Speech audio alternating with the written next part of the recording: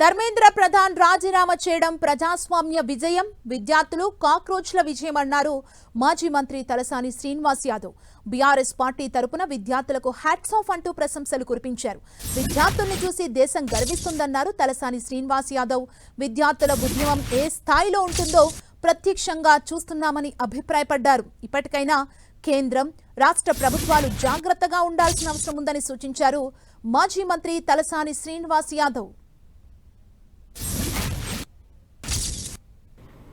ఇది ప్రజాస్వామ్య విజయం, విద్యార్థుల విజయం, కాక్రోచ్ల విజయం. అంటే విద్యార్థి ఉద్యమం అంటే ఏ రేంజ్లో ఉంటుందో అనేది ఫస్ట్ టైం చూస్తున్నాం. తరం మారింది, విద్యార్థి లోకం మేల్కొంది. ప్రభుత్వాలు జాగ్రత్తగా ఉండవలసినటువంటి అవసరం ఉంది. ఇది మొదటి మెట్టు. ఇదేంటంటే ఇక దేశానికా రాష్ట్రానికా అని ఏముండవు. డెఫినెట్గా అందరి వైపు చూస్తుంది.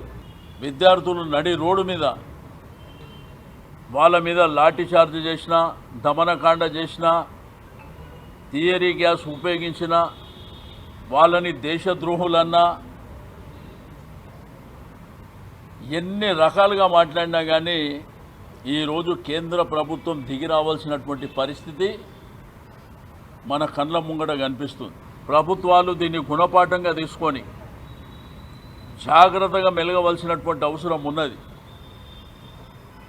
కానీ దేశం కానీ ప్రపంచం కానీ విద్యార్థుల జోలికి పోయిన వాడు ఎవడు కూడా బతికి పట్టగట్టినటువంటి దాఖలాలు లేవు. అందుకే మేనిఫెస్టోలు రిలీజ్ చేసేటప్పుడు కూడా, హామీలు ఇచ్చేటప్పుడు కూడా ఆచి తూచి చాలా జాగ్రత్తగా ఇవ్వవలసినటువంటి అవసరం ఉంది. ఎందుకంటే అది కూడా ఎజెండా పెట్టుకొని ప్రభుత్వాలను దించేటువంటి సత్తా కూడా ఇదే విద్యార్థులకు ఉంటుంది.